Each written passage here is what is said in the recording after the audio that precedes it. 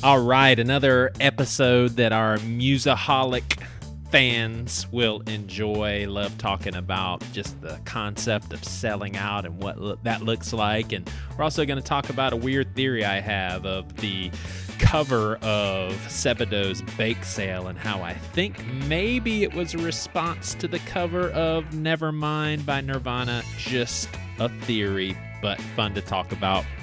We go into just a lot of fun things, music and indie music, but I want to let you guys know of something that I'm excited about for some future episodes of these music segments. We are going to share our top 50 list of favorite bands. We'll do it incrementally. We're not going to bombard you with like a list of 50 favorite bands, each of us all in one episode. That'd be a little overwhelming. But here's the cool thing is I've invited some of your favorite old school tooth and nail artists and some other artists that you're aware of, and they have agreed to send their lists in too. So we'll be sharing some of those and even having some of those folks on the show. So enjoying these little music segments for those of you that are enjoying them as well. I'd love to hear from you. Email me, Joey Svendsen, bc@gmail.com. Any thoughts, reflections, recommendations, we'd love to hear them. And then for those of you that are looking to support a podcast that you love, you can go to patreon.com/PWNApod, and we'd love to see you on there. But thank you guys for being great listeners, and hope you enjoy this episode. Hey Joey, do you see my my Dinosaur Jr. tour poster in the background? Oh, heck yeah. Was that actually at a tour? Yeah, so every stop or every date on the tour, they had a special poster for that date. So that's the Fort Lauderdale one. Yeah. That's cool. That's cool. All right, so back in the mix with my brother Jared and my friend Logan.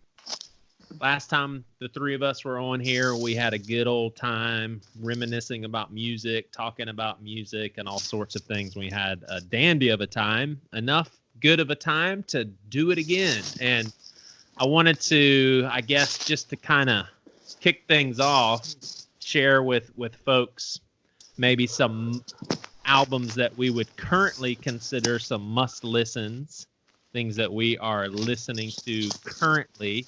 And then I actually want to kind of ask you guys if y'all have any reflections since the last conversation, at least for me, digging into a lot of new music and reflecting on some of the stuff that we talked about. It's been pretty interesting. For example, I listened to I've got a friend in Charleston who's really, really big into the 80s music scene, but not a lot of the underground stuff. So he's very knowledgeable of like the metal scene and a lot of the pop radio stuff. And so he told me the go-to Aerosmith album, and I'm telling you, the very first song, I was like, okay, punk. I mean, it was just so clear. And right. Logan called it too. I mean, it's just like they very likely have their, origins, and it was clear. I was like, wow. And I just didn't have ears to, last time I listened to metal like that, I wasn't even thinking punk. But if you think about it, you see the connection easily. I mean, do you know about what year that album came out you're referring to? I think 78 maybe, or maybe 80, like in that range for sure. Okay. And which album was it? If you said it, I would know it, but I didn't like it enough to keep listening to it. So it wasn't too punk then. It wasn't that punk. Right. Oh yeah. I'm just saying the influence was clear. Right. I mean, it was very, very obvious, which I was surprised. I mean, I was really surprised. I wasn't expecting that at all, and I wasn't even going into the listen to have my ears open for punk, so it really caught me off guard. It was pretty cool. But yeah, what are some albums that you guys? I'll go ahead and tell you mine. So stuff that I'm listening to right now that I find definitely worthy of recommending to people and telling them to get their hands on it is, first of all, the newest Big Thief album called UFOF. And I just started listening to that, and I like it a lot too. Yeah, it's a good album. It's super cool, man. Super cool. And then a band that BC Clubber was talking about on BC on our Facebook page called Sasami. I guess that's how you pronounce it. A self-titled album. Don't hardly know anything about it. I'm assuming it's not a band, it's a lady. Yes, and okay. I saw her open for King Tuff a while back. It's all right. All right. Have you heard this album that I'm referring to? Yeah, it was one of those because it was just her on stage, and I was like, okay, the songs sound okay, but it's just her and a guitar, so Yeah. I was looking forward to hearing the recording. I thought it was good. Yeah. It actually reminds me of, and would y'all put Yole, Tango, and Stereolab in kind of the same category? Because that Sasami reminded me of both of those bands. I mean, Stereolab is much more electronic. I don't know. I mean, I would say they're contemporaries, but I don't know if I would put them in the same. I mean, they're under the indie rock umbrella for sure, but I don't think there's too much similarity between the two.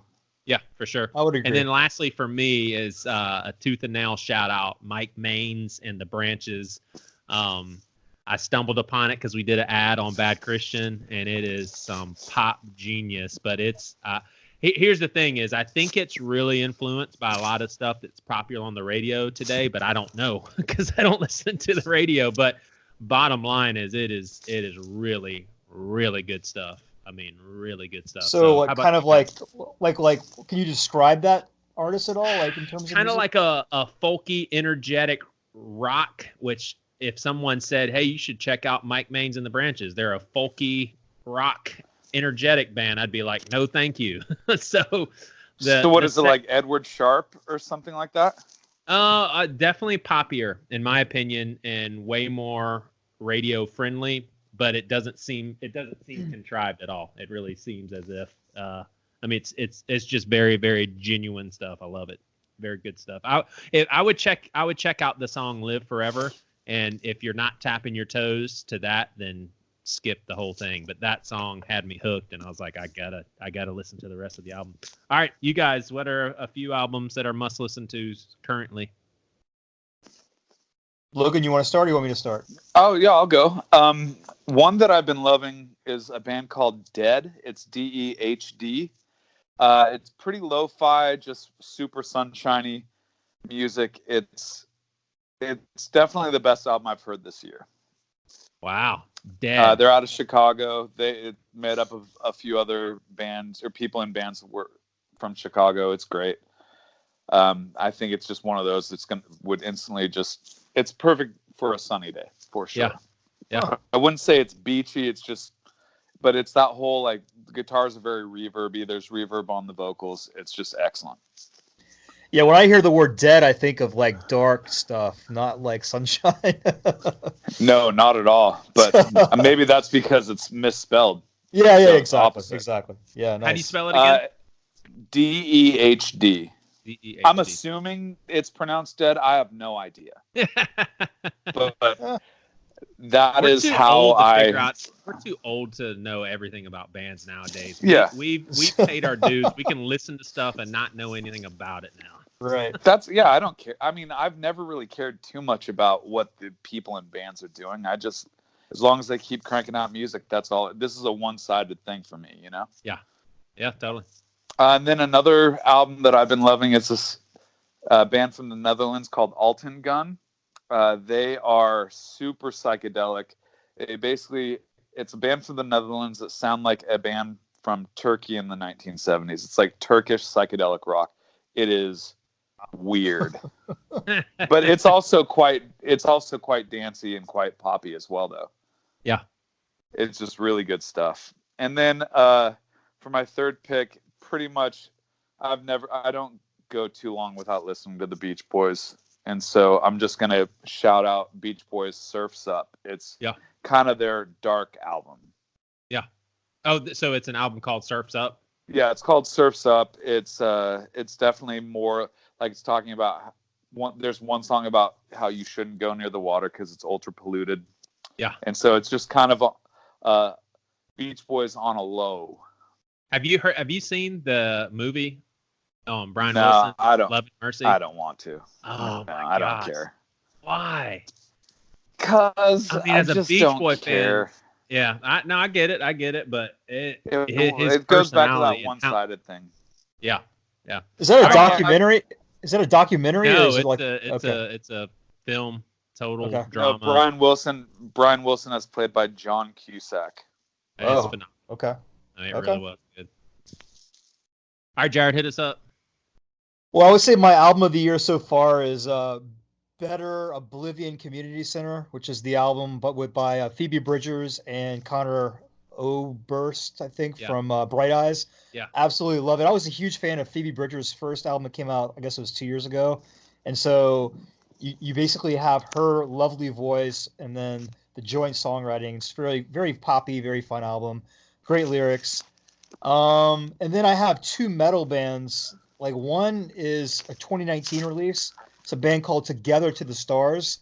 I'm a real sucker for shoegaze black metal, that combination. Oh yeah, so for sure. I've like Death Heaven, so it reminds me of Death Heaven, very much like that. There's also a Danish metal band called Mol, M-O-L, and they also have the same kind of shoegaze meets black metal. So I would recommend those two bands. And then I just started listening to the new Charlie Bliss, and I actually love that a lot. I love their first album, Guppy, or the first album I heard by them called Guppy. This is a little bit more synth poppy, but it still has the really cool vocals that I like, and it's got that edge that I like too. So and that's Emma's favorite band, right? I think I remember Charlie. Her and I both like Guppy a lot. She doesn't like the newest one that much, but as much as I do. But yeah, she likes them a lot. Yeah, awesome.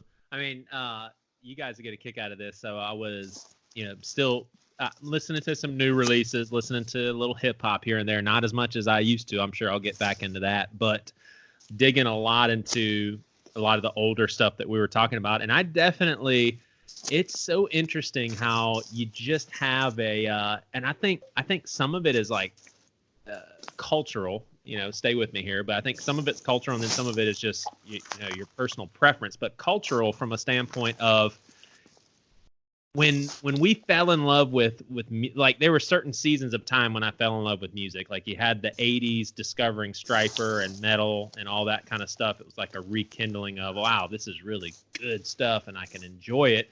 And then I would say late 90s being introduced to, the emo scene and the indie and all that kind of thing. I have noticed that when people refer me to a band and say, oh, it's super good, if it sounds like that new school emo Taking Back Sunday 2001 2002 sort of vibe, I just don't care for it. I can immediately pick it out. I immediately delete it from my Apple Music and I move on because I would rather and that actually happened. Someone referred me to a band and it sounded like that, and then someone says listen to Sasami and I'm like, oh yeah, that sounds very 90s, love it. But when I was digging into stuff, I even found a lot of the underground 80s stuff a little too far removed. Like, I had a hard time with Velvet Underground. I had a hard time with was it Lou Reed's solo project? Like it's. Oh, you didn't like that? I was curious about that. You didn't like Lou Reed's either?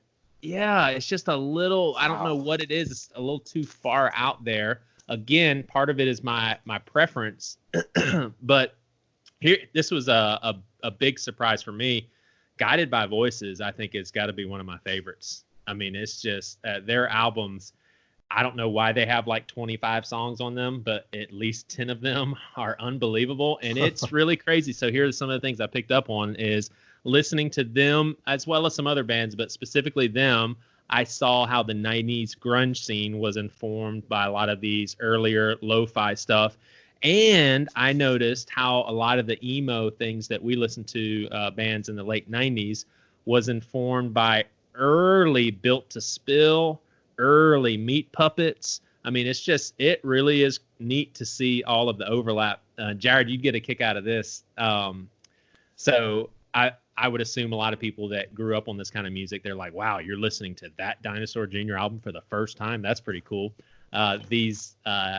This young couple that was a part of our house church, they were telling me how they have just discovered Sunny Day Real Estate. And I was like, that is so cool that you're in your early 20s and you are enjoying Jeremy and Nick and Sunny Day Real Estate for the very first time. I was almost cool. Like, I'm so proud of it. It's kind of like, so William and I were shooting basketball outside. Like I do liken it to this a little bit. Like, and he's big into players' names and history of the sport and all that stuff. He's like, Dad, we're playing horse. Here's my shot. And he's like, you have to yell out your favorite Laker when you're shooting. I'm like, okay, why the Lakers? But he takes a shot and he says Kobe Bryant.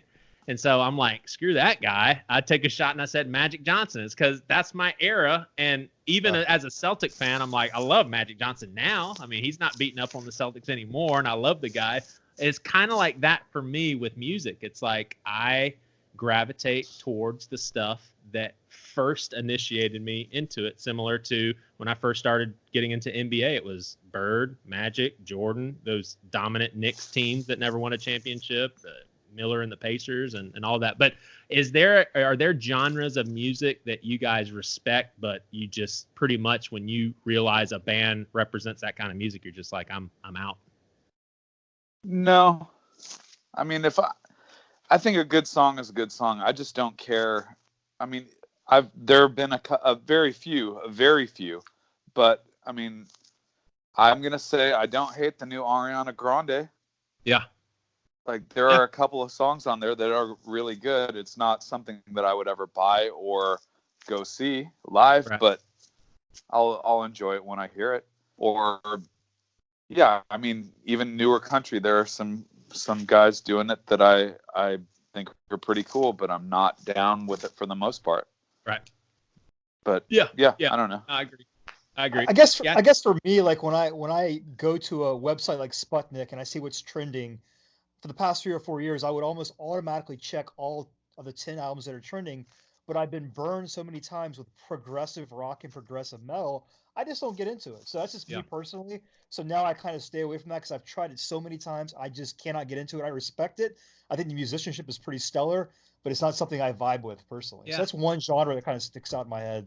Yeah, and I think for me too, it may be seasonal, but it's like right now I'm gravitating to certain types of music. And I was telling Jared earlier today, Logan, just how choosy I am with the music I'm listening to because there's so much stuff out there. And here I am trying to enjoying the process, but I'm catching up on old stuff. So it's like if I'm going to listen to something new, it's got to be really, really good because I'm already enjoying the heck out of all of this, garage band, lo-fi sort of stuff.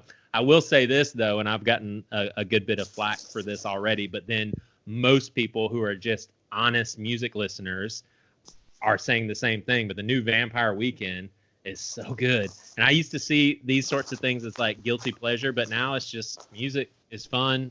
I like this album. It's really good. But it did remind me of how I used to be like when I was in my 20s. I was such a music snob from the standpoint of being so quick to write a band off for like selling out, for instance. And I was curious if y'all were the same way. An example I'll give is when Promise Ring, after their first 2 full lengths, I think it was 2, they went and put out Very Emergency, was like a huge departure from kind of the gritty garage sounding emo, and then all of a sudden it's like this bubblegum guitar, thick focused sort of simple songs that were very catchy.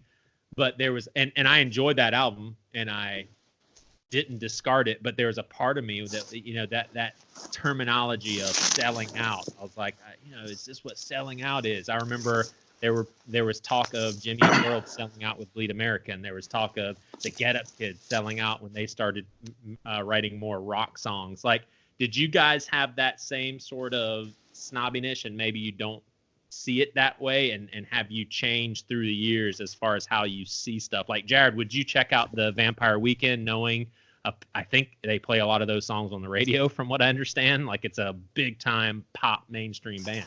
I would totally check it out now, but I totally get where you're coming from. Back when I was in my 20s, those kinds of things definitely bothered me.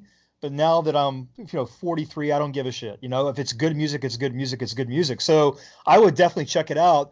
But I definitely get people who are upset with a band for radically changing their sound to a poppier sound, because you sort of feel alienated. You're like, I was with you from the beginning when you guys were kicking ass, you were raw, and now you're done at 180, you sound really poppy. I get that. I mean, that pissed me off back in the day, so I still understand that angst. Yeah. You know? I mean, for me, the classic example for us is the Plank Eye thing. I mean, Plank Eye was a kick-ass band. They were raw. They were punky. We saw them at Carowinds, and the whole behavior seemed to change. So that really rubbed me the wrong way, like it did you. yeah. Granted, that was 20-some odd years ago, but Yeah. I wonder if where some of us would see and write off bands as like lack of musical integrity back in the day, I wonder how many times it was just legitimately them sitting down to write out an album and that's what came out. I would say like, probably most of the time, Yeah. honestly. Looking back Yeah. on it, yeah. I think that's probably Like, what it was. I think Emery got a lot of flack. I don't know if people called it selling out, but a lot of people did not like going from the Question to I'm Only a Man. And I mean, those are people that the three of us know. We know Matt, Toby, and Devin did not sit down to say, how can we write an album that's going to blow us up and be different and depart from what we're doing so we can make a lot of money. Like that was not a part of the process. The process was Toby saying, what's in me? I mean, that's very taxing to write an album. So it's like, what is in me? I got to get it out. And that's what it was. I mean, I think also in our 20s too, I think we're much more idealistic about music listening. We want to champion a genre. We want to champion the underground. And we really have these ideals, these lofty ideals, and we want to hold all of our favorite artists and put them on this pedestal. And we're just too idealistic back then. And I think now we're more pragmatic, more realistic. We just appreciate the art for what it is. Yeah. So I think it's a shift in perspective. Yeah. Logan. And I'd say that it was more, at least over on the West Coast, it was more about who was putting the records out. Like when you mentioned that you were talking, that you thought Promise Ring sold out on Very Emergency, that kind of surprised me because I didn't hear people start talking about how they sold out until they put out Wood Water on Anti. Yeah. And in fact, Davey Von Bohlen has a kind of a, at least at the time, was a famous quote. It's like, hey, I don't care who pays for your college. Why do you care who puts out our records? Yeah. So yeah, that was when I remember. I mean, I still loved the Promise Ring, so it didn't matter to me. I liked the new direction, but that was when I started hearing people say that they sold out. So I think that here it was definitely more linked towards who was putting the records out. Like if a band jumped to a major label, I know that I just really didn't care too much. The thing that would bother me was when bands that I liked got bigger and then like people, jocks from the football team, I would see them at the shows, that always bugged me. Totally. Yeah. Totally. That's just bitterness, man. That's you saying this is my band. You totally stop listening to my Of course.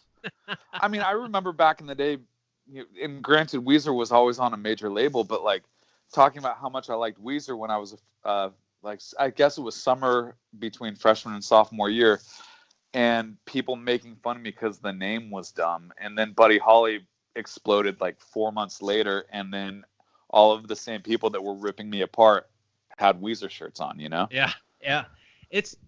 I think that's you didn't mean to, but I think that's a really good distinction or at least it clarifies how I used to think back in the day. So for me, going to a major label was selling out. And now I recognize that's the dumbest rationale ever because people recognize good, raw, honest music. And if they see something special, of course they're going to say, let's sign that. Those guys are going somewhere. Like I remember, so Deep Elm Records, I think now you could probably say pretty obscure, but at least in my world, it was one of the biggest things in my life, this label that was focusing on this music. I mean, I remember when I heard Marigold for the first time, I was like, no way this could be true. Like this music exists. I mean, I remember where I was jogging when I heard that song and I was almost moved to tears. And then around that same time, my brother sent me Static Prevails for my birthday.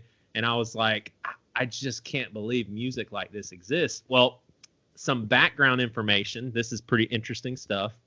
But the owner of Deep Elm at the time was sent weeks in by Emery, did call the guys in Emery and basically said, this stuff is awesome.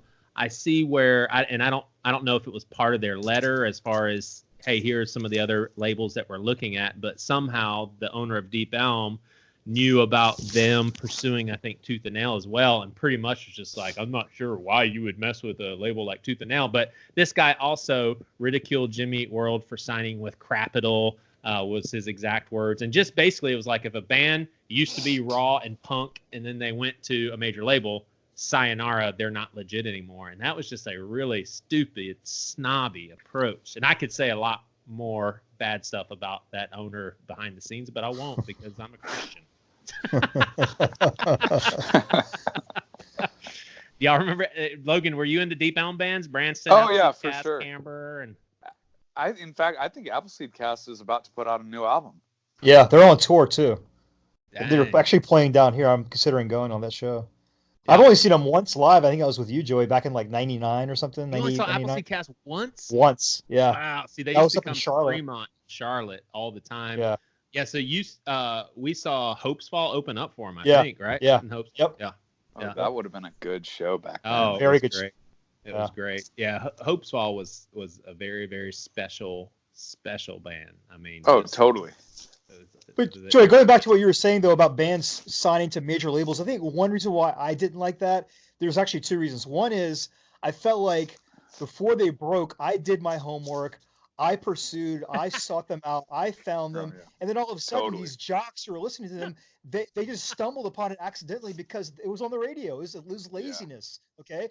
And then secondly, another reason why I was pissed about it. Happy for the jocks that they No, discovered good hell no, hell no. This is my music. Okay, and then secondly, I often associated major labels with a lot of the shit that was on major labels. So it's kind of like, oh, they've joined the dark side. They've joined those other crappy pop bands or whatever that have really no talent. So I kind of saw them as kind of leaving my camp of coolness and going to like a radio, desolate radio wastelands or whatever. So those are the two reasons why I had such a big problem with that when I was younger, for sure. Yeah, for sure. Well, you guys will get a kick out of this, and this just shows how beautifully complex music is, because when Jared was into this album, and I know this album is near and dear to Logan too, back in '97, I remember really legitimately wanting to like it just because I was like, this is neat, this is different, I want to like it, and I could not get into the album I Can Hear the Heart Beating as One by Yole Tango. I have rediscovered that album for the first time. It's beautiful, 2019, and I am like in love with this album. And here's what I'm curious too is I bought so for you new school folks back in the day, us old guys, we would go to record stores, and if you were OCD enough, you would literally flip through every single used CD, because the chances of finding a CD that you would normally pay $15 for, and you could find it in the sale rack for $3, it was a big time score. So a lot of times me, Toby, and some friends would go into like Manifest or Monster Music, and we'd literally go through every single used CD to try to find one. Well, I found the album. It's called And Then Nothing Turned Itself Inside Out by Yole Tango. And I remember one of the songs on that album, I think it's called You Can Have It All. I was like, this is one of the coolest songs ever. And that was the only song on the album I liked. But I played that song over and over and over because I liked it so much. I'm curious if I'll like that whole album now. I mean, it's really like new ears. I'm so excited to have discovered that 97 release. And would y'all say that's y'all's favorite by them? It's mine. I don't think it's mine. I mean, Electro Pura is probably my favorite. Yeah. And also, I guess this is probably my OCD, but you need to stop saying Yole Tango. I don't know how to say it. How do you say it? It's Yola Tango. Yeah. Yeah. I'm just going to call it YLT because I won't remember that. It's a slightly different sound, so I understand why that would be hard for you. I just looked them up on iTunes. Is that 2018 release good? There's a riot going on? It was okay. It was probably one of their weakest in a long time. Yeah. So I didn't care for it. Do you guys have any knowledge on why Sebadoh was birthed? Because if I remember correctly, it was because Lou Barlow and Jay Mascis had conflict. Is that true? Yes. That's what I've always heard, yeah. Y'all If know you, any more background of that? it's been a while, but if you remember correctly, or if you remember me recommending that book, Our Band Could Be Your Life, last time, Yeah. it's covered in the Dinosaur Jr. section. But from what I remember, Jay Mascis is a bit of a tyrant, and Yeah. he would like bully Lou Barlow, and so Lou Barlow is just like, I'm done with this shit. Yeah. I also read too where basically Murph, the drummer, and Jay Mascis, they approached Lou Barlow and said, "Hey, it's not working out. We're gonna break up the band." And so Lou Barlow, went on his merry way. And then 3 weeks later, they were planning a tour with the replacement. So basically, just kicked him out of the band. And so I know that a lot of early Sebadoh stuff, a lot of his lyrics were kind of anti-Dinosaur Jr. He talked a lot of shit about Jay Mascis, which was why the 2005 reunion was so cool. Because there was this bad blood for like, a decade and a half. And all of a sudden, they got back together again and put out an amazing album. So that's, it was pretty miraculous. That's the 2005 release, you said? Yeah. I think it's called Beyond. I think it's Beyond. Is it that one? Yeah. Now, do you guys gravitate toward, like, during the time of Sebadoh and Dinosaur Jr. Existing together, did y'all lean more towards one than the other stylistically? I lean towards Dinosaur Jr. personally. I didn't really even know about Full Complosion. Oh, wait, no, Sebadoh, sorry. I didn't know about Sebadoh until he started doing Full Complosion, and then I started doing a deep dive into Sebadoh. Yeah, gotcha. Yeah, I always preferred Dinosaur Jr. more, but I did like, I guess it was Bake Sale a lot, and also the Pharmacy album. Those, I guess, were the two that I really liked from Sebadoh. But yeah, definitely Dinosaur Jr. more so. Yeah. I have an interesting theory, and it looks like there could be some correlation if you look at the dates. But do y'all think this is a stretch? Sebadoh's album that came out, I guess, in 95, 96 with the naked baby reaching out in the toilet. Do you think that was artistically a statement that was a response to the cover of Nevermind? So stay with me here. Nevermind. So listen, so Nirvana became a huge band. And even though all of us would say, yes, Kurt Cobain, legit, authentic, whatever, real deal, was still mainstream, big time, rolling in the dough. And then you have an album, instead of a kind of a perfectly looking baby floating in the water grabbing a $100 bill, you have a kind of overweight, awkward looking baby reaching into the toilet. Now, y'all think that there's any possibility that there was some purpose there? I'll buy it. Possibly. Yeah. It's actually very interesting, Joey. I really have thought about that. Like, almost kind of like a middle finger to the mainstream, saying, no, we're underground and we're just as good, and here's a baby reaching to the toilet. I actually love that. Yeah. I think I'll forever associate that album cover with what you just said. I mean, I like it. How do you like? You said you like Gaslight Anthem? Yes. What? I don't know anything about them. I guess I don't know too much about them either, but I know they inspired bands like the Menzingers. You can definitely hear the influence there, that folk punk sound or whatever. But I love that album. I think it's so good. It kind of reminds me of like Bruce Springsteen doing punk or something. It's got that kind of Americana sound going to it. It's just such a simple style, and for some reason it really has my attention. Hell, I mean, the melodies, the songwriting just make it so good. Yeah. So you liked it, man. The newest American Football, I almost gave up on it. I like that's like a crime. Yeah, I thought it was kind of rough. Should I go back to it? I really liked it, man. Honestly, yeah, I liked it. The song. So basically, have y'all ever had this phenomenon happen where you're about to give up on an album, and then one song grabs you, and you're like, well, I can't give up on it now because that song's too good. That's what happened. Of course.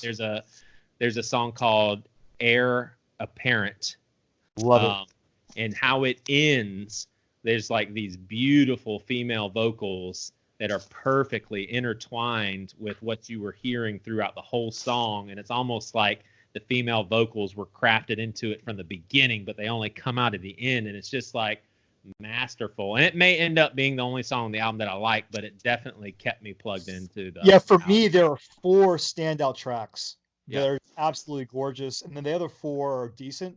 But yeah, I would definitely go. I think it's tracks 3, 4, 5, and 6 are the ones that I absolutely love. Yeah. So give it some more time. And that's exactly what happened to me last year with Foxing, Near My God. I could not get into it, and I finally found one song in the middle, and then I worked my way out on both sides, and it wound up being my number 2 album of the year. So yeah, stick with it, man. Yeah. Are I you will guys? definitely listen to it again. Yeah, definitely. Did y'all ever give The Voids a listen? It's the guy from The Strokes. Yeah. It's an album called Virtue. Didn't like it? Nah. Oh man. I really wanted to. I just couldn't. Jared, have you listened to it? A little bit. I never really got into it, but I don't know what it is about it. It's just, especially like, I mean, if you think there's hope in it, check out the song Alien Nation. It's just so good. This album is, I think it's good. I was just gonna say it's one of the more unique albums I've heard in a while, just because you're like, what is this? I'll give it what that. it is. What? I'll give it that. It's an odd album for sure. Yeah. I think that's what threw me, just because, obviously he writes all of the Strokes music, and that is pretty simple songwriting. And then that first album he did, just under Julian Casablancas, was so good, but it was just an extension of the Strokes. And then The Voids happened. I'm like, what is this? They're barely songs. Oh, what I think is so funny, Joey, is how you are a big Strokes fan, but you have almost no familiarity with their first 2 albums. I'm working on it. Okay, all right. Because over Christmas, you were like, "Is this it?" I've never listened to that. I was like, "What? That's their classic album." Yeah. Well, yeah. They're the first album that made so many waves. I've listened to it all the way through a couple of times, and I love it. But the most recent release, I'm like, it may be one of the better albums I've ever heard. I mean, the most recent one, like that EP. Okay, so I may not know of the EP, but the album that I am talking about is Come Down Machine. Oh yeah, that was a few years ago. Yeah, I think 2013. They put out an EP. I want to say in either 2016 or 2017, and it's good. Is it? I was surprised because I did not like Come Down Machine. Really? Or wow. I didn't like Angles either, and so, but I still was holding out hope. So I listened to that EP, and there's this song. It's either called Oblivion or Oblivious, and it is incredible. I'm writing it down. I'm gonna have to listen to this episode again too to hear y'all's 3 recommendations for sure. Hey, by the way, Joey, I follow Lou Barlow on Instagram, and apparently Sebadoh is getting ready to go on a tour and maybe put out a new album. Really? Yeah. Dang. I would love for them to come this way. That's for sure. So, but he's still in Dinosaur Jr. too, right? Yeah. Gotcha. Yeah. All right, guys. Well, let's do this. One really funny anecdote that I think your audience might like, and I know you'll like, is about 2 months ago, there was a really, really obscure Dinosaur Jr. song that was trending like crazy in Japan. Like I'm talking like topping the charts. And Jay Mascis had no idea why. It was on Stereogum. I read it in Stereogum. And apparently this obscure song on one of his later albums was trending massively in Japan. And no one could figure out why. And they still don't know why? So it must have been like on maybe a TV show that was popular in Japan or a game show or something. But it blew the hell up. And he was like completely baffled. So that happened like 2 months ago in Japan. Yeah. Well, and I would guess this late in the game for Dinosaur Jr. and just how they probably had more of a following back in the day. Now it's more old school listeners. People were probably hearing about Dinosaur Jr. for the first time. They're like, "Who's this Dinosaur Jr. band?" In Japan? Yeah, probably so. Yeah. I would imagine. Yeah.